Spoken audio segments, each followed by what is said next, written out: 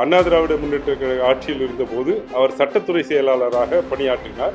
அப்போது இந்த வழக்கில் இந்த சொத்துக்களை முடக்கம் செய்வது குறித்தான கோப்புகளை அவர் கையாண்டிருக்கிறார்.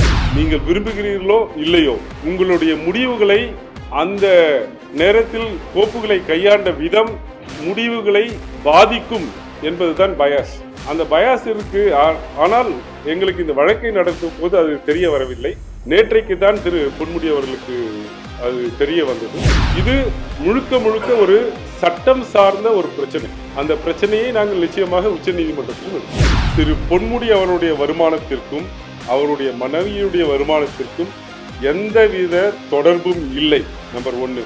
இரண்டாவதாக, இந்த சொத்துக்கள் திரு பொன்முடி அவர்களுடைய வருமானத்திலிருந்து வாங்கப்பட்டதற்கான ஆதாரங்களும் எதுவும் தன்னால் திரட்ட இயலவில்லை என்றே புலன் விசாரணை அதிகாரியை கீழமை நீதிமன்றத்தில் வாக்குமூலம் கொடுத்தார். இன்கம் டாக்ஸ் கட்டலன்னு இல்லை, இன்கம் டாக்ஸ் ரிட்டர்ன்ஸை ஃபைல் பண்ணல.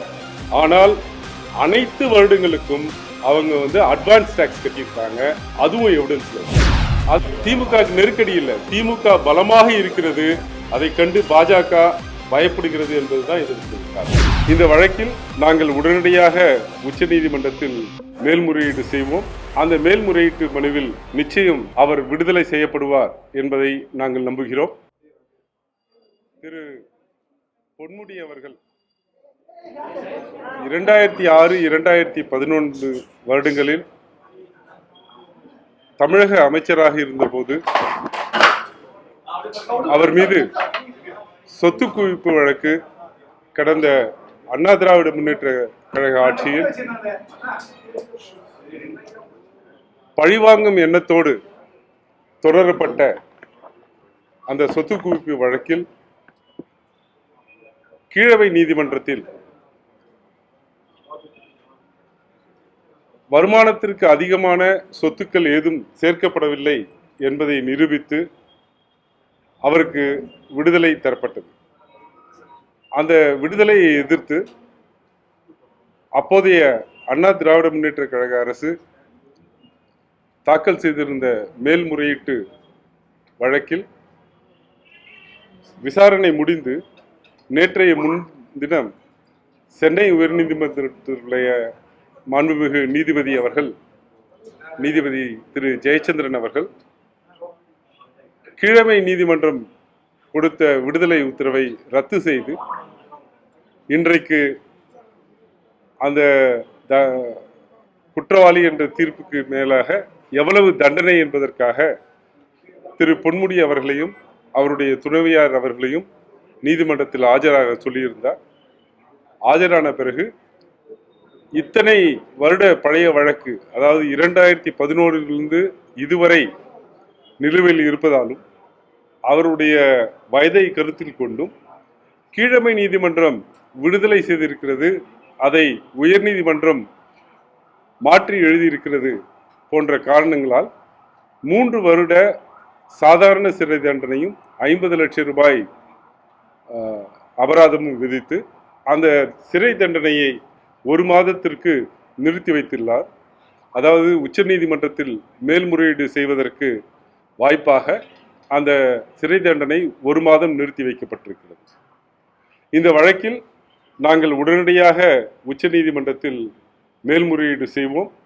அந்த மேல்முறையீட்டு மனுவில் நிச்சயம் அவர் விடுதலை செய்யப்படுவார் என்பதை நாங்கள் நம்புகிறோம்.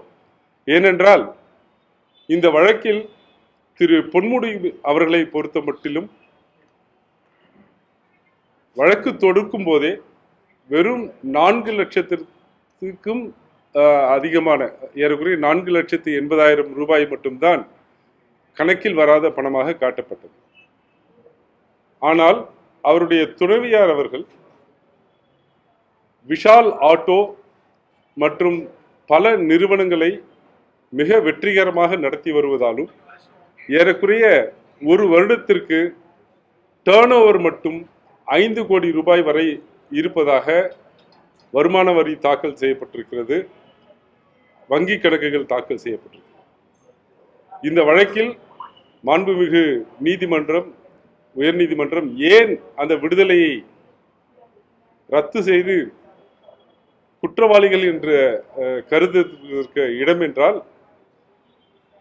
திரு பொன்முடி அவர்களுடைய துணைவியார் அவர்கள் ஒழுங்காக வருமான வரி செலுத்தவில்லை, வருடம் வருமான வரியை செலுத்தவில்லை, அந்த ரிட்டர்ன்ஸ் இன்கம் டேக்ஸ் ரிட்டர்ன்ஸை வருடம் செலுத்தவில்லை என்ற ஒரே காரணத்துக்காக மட்டும்தான் அந்த 1,78,00,000 அவருக்கு லாபமாக வந்த அந்த விஷால் ஆட்டோ, அது ஒரு மிகப்பெரிய 2 வீலர் விற்பனை நிலையம்,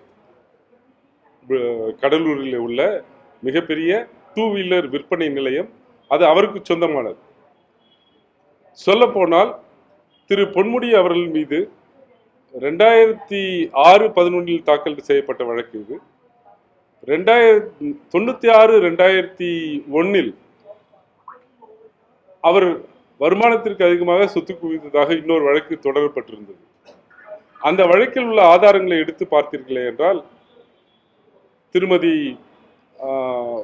பொன்முடி அவர்களுக்கு அவருடைய குடும்ப சொத்தாக மட்டும் 100 ஏக்கரா நிலம் சித்தூரிலே இருந்ததும், அவருடைய சகோதரர்கள் அவருக்கு இந்த நிறுவனங்களிலே முதலீடு செய்வதற்கு மிக அதிக அளவில் பணம் கொடுத்ததும் ஆதாரபூர்வமாக நிரூபிக்கப்பட்டிருக்கிறது.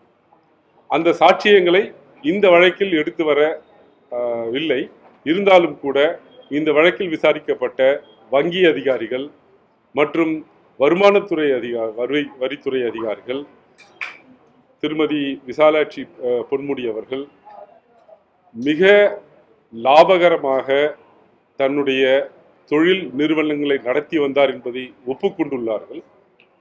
அதில் 5 கோடி ரூபாய்க்கு மேலாக ஒரு வருடத்திற்கு வியாபாரம் நடத்தப்பட்டிருக்கிறது என்ற விவரங்கள் மிக தெளிவாக நிரூபிக்கப்பட்டிருக்கிறது.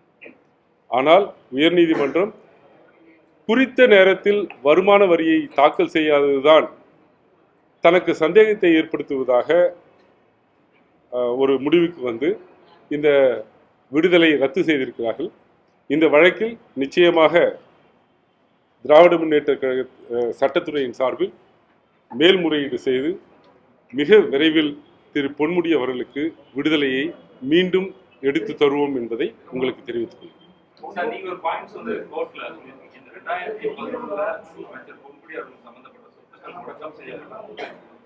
சட்டத்துறையுடைய செயலராக தற்போது நீதி வழங்கிய நீதியரசர்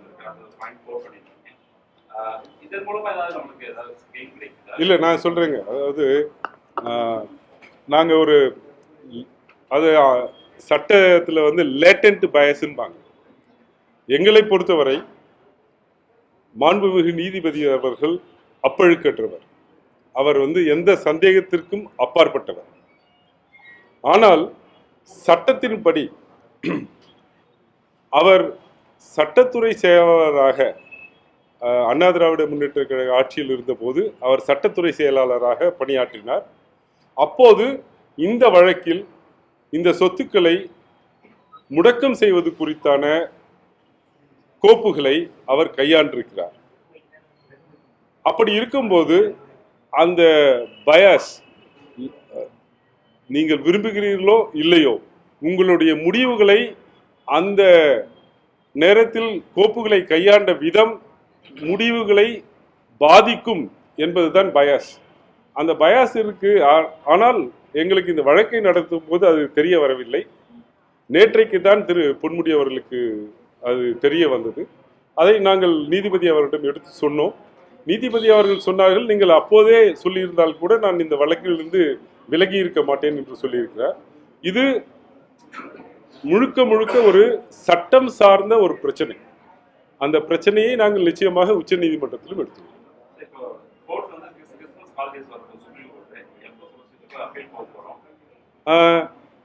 மாண்புமிகு நீதிபதி அவர்கள் அதையும் கருத்தில் கொண்டுதான் 30 நாட்களுக்கு அந்த தண்டனையை நிறுத்தி வைத்திருக்கிறார். அதற்குள்ளாக மேல்முறையீட்டு மனுவை தாக்கல் செய்து அவருக்கு அந்த ஜாமீனை முழுவதுமாக பெறுவதற்கு எல்லா வாய்ப்புகளும். அமைச்சர் பொன்முடி அவர்களுடைய சொத்துல அவங்க மனைவிக்கான சொத்து வந்து இவருடைய வருமானத்தின் மூலமா அதுதான் மூலதனமா, அதுக்கு வந்து எந்த எவிடன்ஸுமே இல்லை. அதாவது சொல்ல போனால் இந்த வழக்கினுடைய புலன் விசாரணை அதிகாரியை குறுக்கு விசாரணை செய்திருக்கும் போது இந்த வழக்கின் புலன் விசாரணை அதிகாரி தெளிவாக ஒப்புக்கொண்டுள்ளார். அதாவது திரு பொன்முடி அவருடைய வருமானத்திற்கும் அவருடைய மனைவியுடைய வருமானத்திற்கும் எந்தவித தொடர்பும் இல்லை. நம்பர் 1. இரண்டாவதாக, இந்த சொத்துக்கள் திரு பொன்முடி அவர்களுடைய வருமானத்திலிருந்து வாங்கப்பட்டதற்கான ஆதாரங்களும் எதுவும் தன்னால் திரட்ட இயலவில்லை என்றே புலன் விசாரணை அதிகாரியை கீழமை நீதிமன்றத்தில் வாக்குமூலம் கொடுத்திருக்கிறார். அதை ஒட்டித்தான் கீழமை நீதிமன்றத்தில் அவருக்கு விடுதலை தரப்பட்டது. இப்ப உயர்நீதிமன்றம் என்ன சொல்லுது, குறித்த நேரத்தில் நீங்கள் இன்கம் டாக்ஸ் கட்டல, அதனால எனக்கு சந்தேகம் வருதுன்னு தான் சொல்லியிருக்காங்க. என்னன்னா, ஊழல் தடுப்பு சட்டத்தில் எப்பவுமே ஒரு பிரசம்ஷன் இருக்கு. சில விஷயங்களை அரசு தரப்பு நிரூபித்து விட்டால் தான் குற்றமற்றவர் என்று குற்றவாளி தான் சொல்லணும். ஆனால் அரசு தரப்பு நிரூபிப்பதற்கு சந்தேகங்களுக்கு அப்பாற்பட்டு நிரூபிக்க வேண்டும். குற்றம் சுமத்தப்பட்டவர் நிரூபிக்கும் போது சந்தேகத்துக்கு அப்பாற்பட்டு நிரூபிக்கணும்னு அவசியம் கிடையாது. ப்ரிபாண்டரன்ஸ் அண்ட் ப்ராபபிலிட்டிஸ்ல ப்ரூஃப் பண்ணா போதும். அதையும் தாண்டி ஆவணங்களின் மூலமாக திரு பொன்முடி அவருடைய மனைவிக்கு வருடத்திற்கு 5 கோடி ரூபாய்க்கு மேலாக வருமானம் ஈட்டக்கூடிய ஒரு தொழில் இருந்திருக்கிறது என்பதை நாங்கள் நிரூபித்திருக்கிறோம். மேபி ஆடிட்டரோட அட்வைஸ்னால சரியான நேரத்தில் அவங்க இன்கம் டேக்ஸ் கட்டலை. இன்கம் டேக்ஸ் கட்டலைன்ட்டு இல்லை, இன்கம் டேக்ஸ் ரிட்டர்ன்ஸை ஃபைல் பண்ணலை. ஆனால் அனைத்து வருடங்களுக்கும் அவங்க அட்வான்ஸ் டேக்ஸ் கட்டியிருக்காங்க. அதுவும் எவிடன்ஸில் இருக்கு. அதை உயர்நீதிமன்றம் கணக்கில் எடுத்துக்கொள்ள தவறிவிட்டது. அதை குறிப்பிட்டு எழுதுறாரு. ஆனால் நீங்கள் இன்கம் டேக்ஸ் ரிட்டர்ன்ஸை சரியான நேரத்தில் தாக்கல் செய்யலை, அதனால எங்களுக்கு சந்தேகம் வருதுன்னு தான் சொல்லியிருக்காங்க. அது எங்களுக்கு நிச்சயமாக நம்பிக்கை இருக்கிறது. இந்த தீர்ப்பின் மீது நாங்கள் உச்சநீதிமன்றத்தில் மேல்முறையீடு செய்து வெற்றி பெறுவோம்.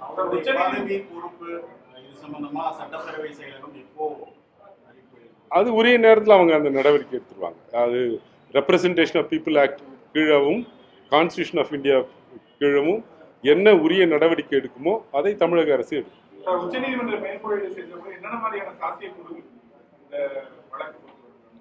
சாத்தியக்கூறுகள் முதல்ல இந்த ஜாமீன் கொடுக்கப்பட்ட 30 நாளுக்கு கொடுக்கப்பட்ட ஜாமீனை நிரந்தரமாக்க வேண்டும். இரண்டாவதாக, அந்த வழக்கு எப்போ விசாரணைக்கு வரும்னு தெரியாது, இறுதி விசாரணை எப்போ வரும்னு தெரியாது. நாங்கள் நிச்சயமாக அந்த வழக்கை கன்விக்ஷனையே ஸ்டே பண்றதுக்கு நிச்சயம் முயற்சிப்போம். கன்விக்ஷன் நிறுத்தப்பட்டு விட்டால் அவருக்கு இருக்கக்கூடிய அந்த டிஸ்குவாலிஃபிகேஷன் போயிடும். தேங்க்யூ. ஆமா, திமுக நெருக்கடி இல்ல, திமுக பலமாக இருக்கிறது. அதை கண்டு பாஜக பயப்படுகிறது என்பதுதான் இதற்கு காரணம். அப்படின்னு ஒரு நீதிமன்ற கருத்து சொல்லியிருக்கு. மேல்முறையீடுன்னு ஒண்ணு இருக்கு இல்லையா? இது இறுதி தீர்ப்பு இல்ல. High court is not the final authority, supreme court is the final. 2024 அப்புறம் அவங்க பேர்லாம் இந்த பட்டியலில் வரும், அப்ப பார்த்துக்கலாம்.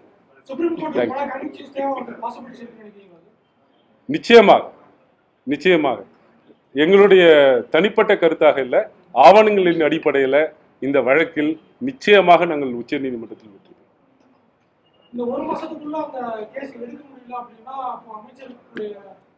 இல்ல, அதுக்குள்ள எடுத்துருவாங்க, அதுல ஒன்றும் பிரச்சனை இல்லை. தேங்க்யூ.